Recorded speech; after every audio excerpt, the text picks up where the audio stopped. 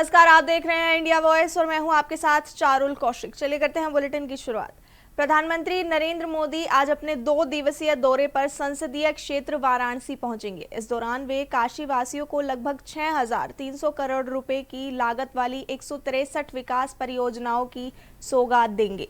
दौरे को लेकर जिला प्रशासन ने तैयारियां तेज कर दी है और पुलिस व प्रशासनिक अधिकारियों ने सोमवार को कार्यक्रम स्थलों का निरीक्षण भी किया। जिलाधिकारी सत्येंद्र कुमार के अनुसार प्रधानमंत्री अपने इस दौरे में कई परियोजनाओं का लोकार्पण और शिलान्यास करेंगे। इन योजनाओं में बड़ी संख्या में महिला लाभार्थियों की भागीदारी भी रहेगी। इसके अलावा कई फ्लाईओवर और सड़क परियोजनाएं भी शामिल हैं। प्रधानमंत्री मोदी सिग्नेचर ब्रिज का शिलान्यास करेंगे और 2 ट्रेनों को हरी झंडी दिखाकर रवाना भी करेंगे।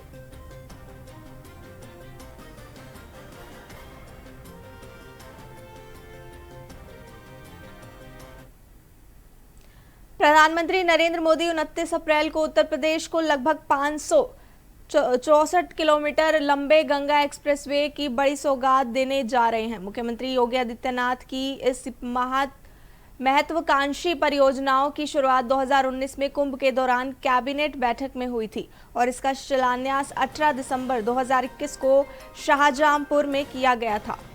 अब यह एक्सप्रेसवे पूरी तरह तैयार है और जल्द ही लोगों के लिए शुरू होने वाला है। ये एक्सप्रेसवे मेरठ के बिजौली गांव से शुरू होकर प्रयागराज के जोड़ापुर दांदू गांव तक जाएगा और 12 जिलों और करीब 518 गांव से होकर गुजरेगा। इसके शुरू होने से मेरठ से प्रयागराज की यात्रा लगभग 8 घंटे में पूरी हो सकेगी, जिससे समय और दूरी दोनों में बड़ी बचत होगी।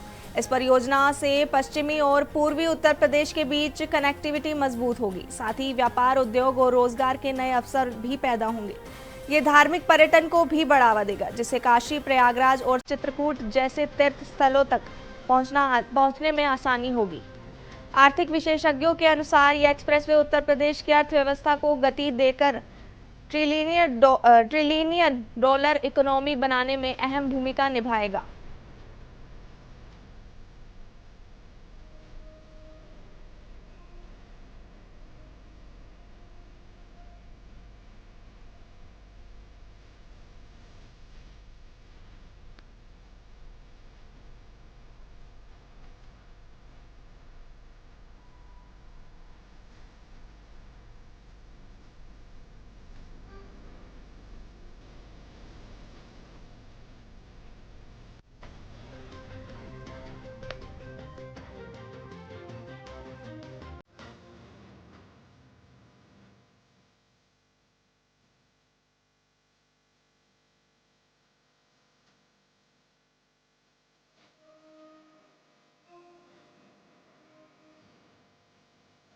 मोदी 29 अप्रैल को उत्तर प्रदेश को लगभग 564 किलोमीटर लंबे गंगा एक्सप्रेसवे की बड़ी सौगात देने जा रहे हैं।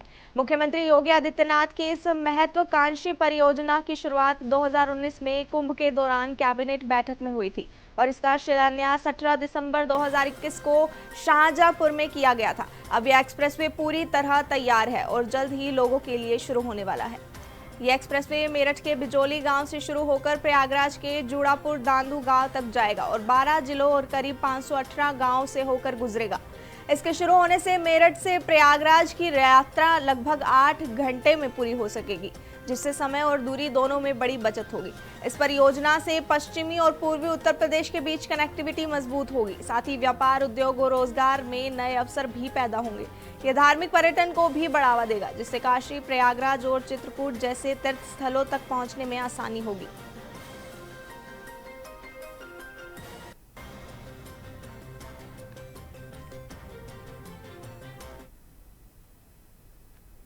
उनतीस अप्रैल को प्रधानमंत्री नरेंद्र मोदी एक बड़े इंफ्रास्ट्रक्चर प्रोजेक्ट को देश को समर्पित करेंगे।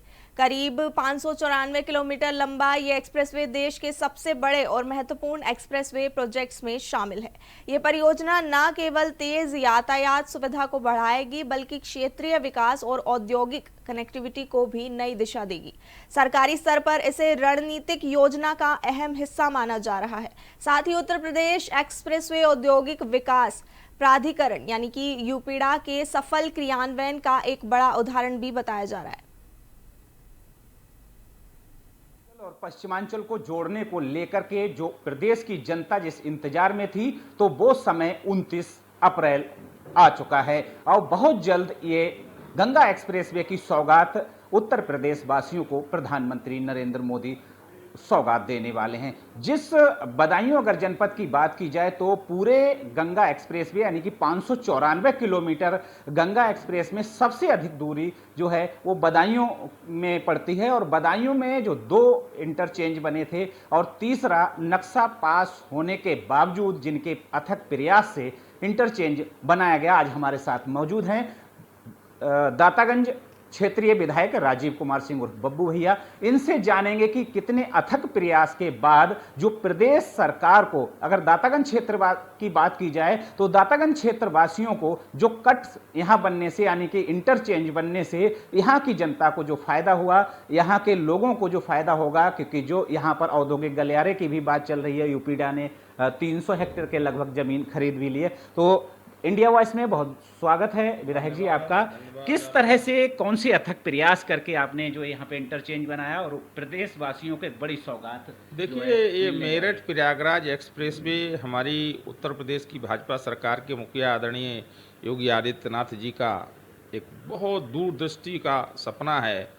मैं समझता हूँ कि प्रयाग से मेरठ तक के जितने ज़िले विकास में पिछड़े थे वो सब इससे जुड़े हैं और ये उत्तर प्रदेश के आर्थिक विकास में एक नई प्रगति लाने वाला एक्सप्रेस वे है और प्रदेश का सबसे बड़ा एक्सप्रेस वे है। और मैं तो माननीय मुख्यमंत्री जी को और सबको बहुत बधाई दूंगा कि जिस क्षेत्र में सन 1952 के बाद कहीं किसी सरकार ने सुध नहीं ली, वहाँ पर आदरणीय योगी जी के नेतृत्व में भारतीय जनता पार्टी की सरकार ने इन पिछड़े क्षेत्रों का कायाकल्प करने के लिए इस एक्सप्रेस वे का निर्माण करवाया, जो निसंदेह यहाँ के गरीब जनता के विकास में एक मील का पत्थर साबित होगा। अच्छा विधायक जी, जिस तरह से देखिए ये जो एशिया का सबसे औद्योगिक मतलब कहा जाए तो लेटेस्ट यानी आधुनिक हाईवे है, जिस पर अगर भारत सरकार को कभी ज़रूरत भी पड़ती है तो इमरजेंसी जो लड़ाकू विमान है उनकी भी लैंडिंग कराई जा सकती है, वो भी अपनी विधानसभा के थोड़ी सी दूरी पर यानी कि करीब में भी है। देखिए, ये तो बहुत बड़ी उपलब्धि है। इसके साथ ही जो सेना के काम में आने वाली एक एयर स्ट्रिप का निर्माण भी जलालाबाद और दातागंज के बीच में एक जगह है, वहाँ पर किया गया है, जहाँ पर कभी भी अगर आकस्मिक हमारी सेना को या हमारे देश को या हमारी रक्षा मंत्रालय को कभी भी किसी तरीके के प्लेन लैंड करने की, टेक ऑफ करने की आवश्यकता पड़ेगी तो मैं समझता हूँ कि उसका निर्माण भी बहुत आधुनिक तकनीकी से वहाँ पर रनवे का निर्माण किया गया है और ये एक बड़ी उपलब्धि देश और रक्षा और मैं समझता हूँ सुरक्षा के माध्यम से भी हमारा जनपद बरेली के पास है और बरेली से लगी हुई हमारी पाकिस्तान और चाइना की सीमाएं हैं, इसलिए मैं समझता हूँ ये भी एक आमूलचूल कार्य आदरणीय योगी जी के नेतृत्व में हुआ है।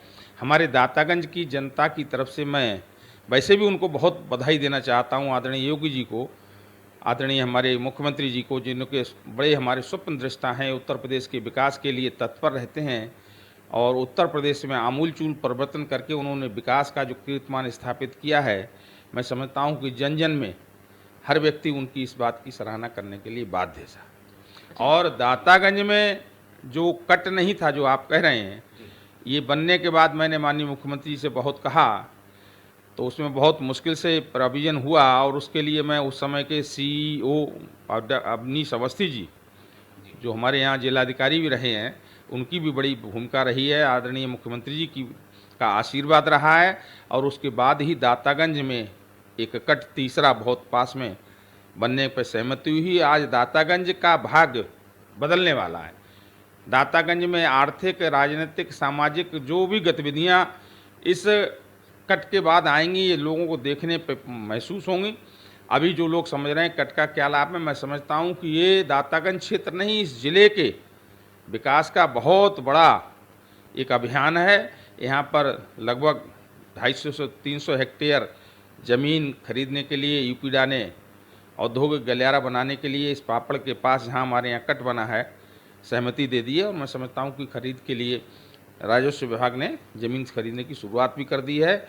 जब यहाँ पर इंडस्ट्री लगेगी, यहाँ के गरीब लोग जो बाहर जाते थे, जो हमारे क्षेत्र का मजदूर वर्ग का या गरीब वर्ग का आदमी बाहर जाता था, अपने परिवार के साथ नहीं रह पाता था, वो अब परिवार के साथ भी रहेगा, वहाँ से अधिक इनकम भी होगी और निस्संदेह ये यहाँ के गरीब लोगों के विकास के लिए एक बहुत बड़ा आमूलचूल परिवर्तन होगा। और क्षेत्र इसका रिजल्ट देखेगा 2-4-5 साल बाद, जब लोगों को एहसास होगा। इस कट से उतरने के बाद हम दातागंज से माननीय योगी जी ने इस कट के साथ साथ दातागंज का एक बाईपास दिया है जो सीधे शाहजहाँपुर जुड़ेगा। शाहजहाँपुर से बेलाडांडी होते हुए दातागंज बदायूं, इसको भी स्टेट हाईवे हमारे आदरणीय योगी जी के नेतृत्व में घोषित हो चुका है, जिस पर बड़ी तेजी से काम चल रहा है। सैकड़ों करोड़ रुपया उस पर लग चुका है और आगे बदायूं तक उसको चौड़ीकरण का काम चल रहा है। जब ये सब एकदम व्यवस्थित हो जाएगा तब आपको पता लगेगा कि इस क्षेत्र के विकास के लिए मैं समझता हूँ कि आगे 50 साल और 100 साल तक लोग इस क्षेत्र को याद करेंगे। आदरणीय योगी जी को मैं पुनः धन्यवाद देता हूँ और मैं अवनीश अवस्थी जी को भी धन्यवाद देता हूँ कि उन्होंने इस कट को बनवाने में बड़ी महत्वपूर्ण भूमिका अदा की। और ये एक्सप्रेस वे दातागंज ही नहीं, मैं समझता हूँ पूरे ज़िले के विकास का एक बहुत बड़ा केंद्र बनेगा, जहाँ से लेकर बिनावर तक और वहाँ तक आगे तक औद्योगिक गलियारों के माध्यम से हम इस ज़िले को एक नई पहचान देने का काम करेंगे। और इसमें कोई संदेह नहीं कि हो सकता है हमारा जनपद प्रदेश ही नहीं देश के मैप पे आ जाएगा, देश के नक्शे पे आ जाएगा। जब यहाँ पर 2 औद्योगिक गलियारे बिनावर और दातागंज बनेंगे तो निस्संदेह देश की बड़ी बड़ी कंपनियाँ, देश के नामचीन जो फैक्ट्रियाँ हैं वो यहाँ लगेंगी और इस क्षेत्र का विकास होगा। जी बिल्कुल, जिस तरह से कल हम जनता से अगर बात कर रहे थे तो कहते कि ये देन जो है क्षेत्रीय विधायक की है, नहीं तो हम देखते कि हाईवे चल रहा है, गाड़ियां जा रही हैं, तो एक बड़ी सौगात जनता को क्या कहें? नहीं भाई, ये तो जनता का प्यार है और जनता ने हमको बनाया इस लायक, तभी हम वहाँ जाने लायक हुए।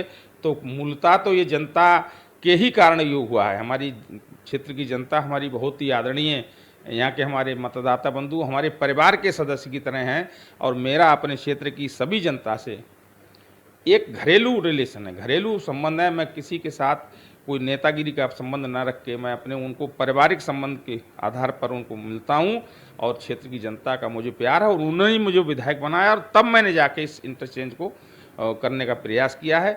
तो क्षेत्र की जनता के कारण ही ये सब संभव हो चुका है और इसी के कारण, क्षेत्र की जनता के कारण हमारी भाजपा की सरकार बनी, आदरणीय योगी जी बने, आदरणीय मोदी जी बने हैं, तभी देश और प्रदेश का विकास संभव हुआ है। इसलिए जनता सर्वोपरि है और जनता को मैं पुनः धन्यवाद देता हूं और आगे भी जनता का ऐसे ही प्यार मिलता रहेगा। तो आप देखिएगा कि अभी बहुत सारे विकास जो अछूते रह गए हैं इस दातागंज और जनपद बदायूं में करने का प्रयास हमारी सरकार करेगी और एक बड़े ऊंचे लेवल का विकास दातागंज बदायूं में देखने को मिलेगा।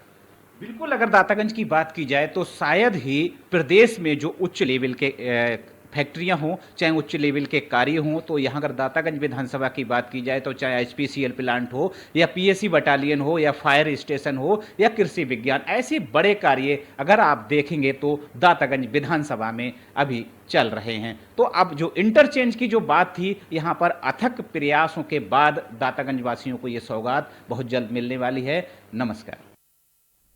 खबरों पर चर्चा यूं ही जारी रहेगी। मिलते हैं एक छोटे से ब्रेक के बाद। ब्रेक के बाद एक बार फिर से आप सभी का स्वागत है। चलिए बढ़ते हैं अगली खबर की ओर। आम आदमी पार्टी और अरविंद केजरीवाल को बड़ा झटका लगा है। राज्यसभा में राघव चड्ढा, संदीप पाठक समेत आम आदमी पार्टी के 7 सांसदों को भाजपा में शामिल होने के प्रस्ताव को राज्यसभा चेयरमैन CP राधाकृष्णन ने मंजूरी दे दी है। राज्यसभा सचिवालय ने इस संबंध में नोटिफिकेशन जारी कर दिया है। NDA ने राज्यसभा चेयरमैन के फैसले को सही ठहराया है। आम आदमी पार्टी और केजरीवाल को लगा बड़ा झटका। 7 सांसदों के दल बदल पर लगी मुहर। राज्यसभा सचिवालय ने लगाई मुहर। आम आदमी पार्टी और अरविंद केजरीवाल को बड़ा झटका लगा है। राज्यसभा में राघव चड्ढा, संदीप पाठक समेत आम आदमी पार्टी के 7 सांसदों को बीजेपी में शामिल होने के प्रस्ताव को राज्यसभा के चेयरमैन CP राधाकृष्णन ने मंजूरी दे दी है। राज्यसभा ने नोटिफिकेशन भी जारी किया है जिसमें बीजेपी सांसदों की लिस्ट में इन 7 नेताओं का नाम शामिल है।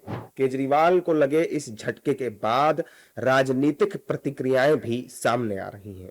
NDA के नेता केजरीवाल पर हमलावर हैं और राज्यसभा चेयरमैन के फैसले को सही ठहरा रहे हैं। देखो, ऐसा है कि ये डिफेक्शन नहीं है बल्कि डिवीजन है। ये पार्टी से किसी का डिफेक्शन नहीं कह सकते आप इसको, ये पार्टी का ही पूरी की पूरा तरह से डिवीज़न है। पार्टी से कोई नहीं हटा है, बल्कि पार्टी की पूरी तरह से टूटी है। पार्टी से कोई नहीं टूटा है, बल्कि पूरी की पूरी पार्टी टूट गई है। और इसलिए जो है उसको मैं डिफेक्शन के तौर से नहीं बल्कि डिवीज़न के तौर से देखता हूँ। और भारत का इतिहास इस बात का गवाह है कि जब तक इस तरह से पार्टियों में टूट हुई है, पार्टियों में डिवीज़न हुआ है, तो इस तरह के पार्टी के डिवीज़न का कोई रिवीजन नहीं हो पाता। देखिए, आम आदमी पार्टी के ऊपर कभी भी जनता ने जो विश्वास किया, उससे आम आदमी पार्टी के लोगों ने उसका विश्वासघात किया। और खुद आम आदमी पार्टी में जो नेता थे, वो अगर समाज के हित के लिए कोई काम करना चाहते थे तो पार्टी के अंदर उनका विरोध होता था। इस कारण ऐसे हमारे जो नेता हैं, ऐसे जो लीडर्स हैं, जो देश हित के लिए राजनीति में से जुड़े, उनको आम आदमी पार्टी के अंदर असहजता लग रही थी। इसीलिए इस तरीके का जो एपिसोड हुआ वो देखने को मिला। निश्चित तौर पर राजनीति के माध्यम से देश की सेवा होनी चाहिए, जो आम आदमी पार्टी नहीं कर रही थी। वहीं विपक्षी नेता इसे गलत बता रहे हैं और कह रहे हैं कि इन सांसदों को जाना ही था तो इस्तीफा देकर जाते। देखिए, जो पार्टी जिसको सांसद बनाती है उसकी वफादारी करना चाहिए। सियासत का स्तर इतना नीचे आ गया है कि अपने वेस्टेड इंटरेस्ट के लिए लोग भाई सब कुछ कर रहे हैं। और भाजपा के तो इतिहास है तोड़ना और अपने के अंदर विलय करना और फाशी मशीन से निकाल के पाक को साथ निकाल देना। अब इन लोगों ने जिन्होंने किया, उसमें ज्यादातर लोग कोई ईडी से बचना चाहता है, कोई इनकम टैक्स से बचना चाहता है। भाजपा के प्रकोप से बचने के लिए इन लोगों ने पार्टी से बगावत करके और गद्दारी करके ये वहां पहुंच गए। तो हम तो समझते हैं कि एक एथिक्स होनी चाहिए हर चीज के अंदर। या तो इस्तीफा देते राज्यसभा से, उसके बाद कहीं भी चले जाते। बहरहाल अब राज्यसभा में आम आदमी पार्टी के 7 सांसदों के बीजेपी में शामिल होने के बाद बीजेपी के सांसदों की संख्या बढ़कर 113 हो गई है, जिनमें 5 राष्ट्रपति की तरफ से मनोनीत सदस्य भी शामिल हैं। इसके बाद राज्यसभा में बीजेपी की स्थिति और ज्यादा मजबूत हो गई है।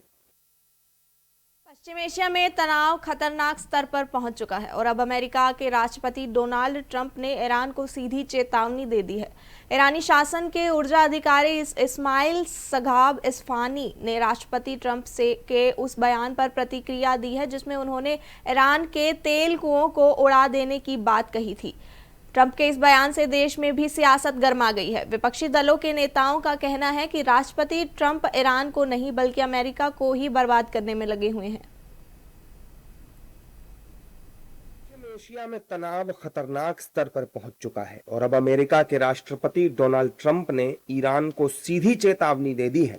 ट्रंप ने कहा है कि अगर 3 दिनों के भीतर युद्ध विराम पर सहमति नहीं बनी तो ईरान के तेल पाइपलाइन सिस्टम अंदर से फट सकते हैं। अमेरिकी नाकेबंदी के चलते ईरान के पास तेल निर्यात के विकल्प खत्म हो रहे हैं। अगर आप तेल को जहाजों या कंटेनरों में नहीं भेज पाए, जो अभी उनके साथ हो रहा है, तो पाइपलाइन अंदर से फट जाती है और मशीनरी और जमीन का दबाव दोनों कारणों से है। ट्रंप के इस बयान पर ईरान ने भी जवाबी हमला किया। ईरानी शासन के ऊर्जा अधिकारी इस्माइल सगाब इस्फहानी ने राष्ट्रपति ट्रंप के उस बयान पर प्रतिक्रिया दी जिसमें उन्होंने ईरान के तेल कुओं को उड़ा देने की बात कही थी। उन्होंने सोशल मीडिया प्लेटफॉर्म एक्स पर कहा कि यदि नाकेबंदी के परिणाम स्वरूप हमारे बुनियादी ढांचे, जिसमें तेल के कुएं भी शामिल हैं, अगर उन्हें कोई नुकसान पहुंचता है तो हम इस बात की गारंटी देते हैं कि हमलावर का समर्थन करने वाले देशों के ऐसे ही बुनियादी ढांचे को इससे 4 गुना अधिक नुकसान पहुंचाया जाएगा। हमारा हिसाब किताब कुछ अलग है। 1 तेल का कुआं इज इक्वल्स टू 4 तेल के कुएं। ट्रंप का यह बयान ऐसे समय में आया है जब अमेरिका ईरान पर समुद्री और आर्थिक दबाव लगातार बढ़ा रहा है। ट्रंप के इस बयान से देश में भी सियासत गर्मा गई है। विपक्षी दलों के नेताओं का कहना है कि राष्ट्रपति ट्रंप ईरान को नहीं बल्कि अमेरिका को ही बर्बाद करने में लगे हुए हैं। देखिए, जिस प्रकार से वैश्विक ऊर्जा संकट हम लोगों ने पिछले 1 महीने में झेला है, हम भारतवासी ये चाहते हैं कि ये जल्दी से जल्दी संधि हो जाए, क्योंकि न केवल साउथ ईस्ट एशिया, पूरा भारत और 140 करोड़ की लोगों की ज़िंदगी और सब रफ्तार वहीं पर है। आज की डेट में कोई भी युद्ध नहीं चाहता है, लेकिन जिस प्रकार से अमेरिका के राष्ट्रपति रोज़ अपने स्वर बदलते हैं, कभी वो संधि करना चाहते हैं, कभी वो धमकी दे, तो धमकी की प्लेट पे कोई भी सरकारें नहीं आ सकती, ये उनको समझना चाहिए। ट्रंप जी तो रोज़ बयान देते हैं उनके बयानों को अगर देखें तो जो ब्लॉक स्तर के जो लीडर होते हैं बिहार में ब्लॉक प्रमुख जिला परिषद स्तर के, वैसा वो बयान देते हैं। उनके बयान को कोई नोटिस नहीं लेता दुनिया में। अगर वो कितना बार ईरान को नष्ट कर चुके हैं पिछले 50 दिनों में, उनके बयान को देखें, बेसिकली वो अमेरिका को नष्ट कर रहे हैं, अमेरिकी डेमोक्रेसी को नष्ट कर रहे हैं। वहीं रिटायर्ड मेजर जनरल ध्रुव सिंह कटोच ने भी ट्रंप के बयान पर प्रतिक्रिया देते हुए कहा है कि राष्ट्रपति ट्रंप ने ईरान को बातचीत की मेज पर आने की चेतावनी दी है। That is correct. President Trump has issued a warning to Iran to come to the negotiating table. But the question is that I'm not so sure of his threats. When President Trump says that he will blow off the Iranian oil fields, etc., that is not going to happen. Because Iran has the capacity to hit out at the oil fields of Saudi Arabia, Kuwait, and all the other countries. In fact, if the Iranian gas is hit, then I think companies like Aramco will suffer very heavily. So that is not going to happen. But the point is, President Trump doesn't need to really bomb any of Iranian targets. What Iran has done is they have blocked the Strait of Hormuz. Right? They have mined it and they have only allowed specific ships to go. Basically, they are keeping Hormuz under control. Trump ने ये साफ कर दिया है कि white house dinner में हुई firing जैसी घटनाएं भी उनके रुख को नहीं बदलने वाली। अमेरिका और ईरान के बीच जारी बातचीत में बड़ा गतिरोध नजर आ रहा है, जहां दोनों देशों की मांगें एक दूसरे से बिल्कुल अलग बताई जा रही हैं। इस्लामाबाद और मस्कट जैसे शहरों में मध्यस्थता के जरिए वार्ता चल रही है, लेकिन अभी तक किसी भी ठोस नतीजे के संकेत नहीं मिले हैं। फिलहाल के लिए इस बुलेटिन में इतना ही। इसी तरह की तमाम खबरों से जुड़े रहने के लिए देखते रहिए इंडिया वॉइस। तब तक के लिए नमस्कार।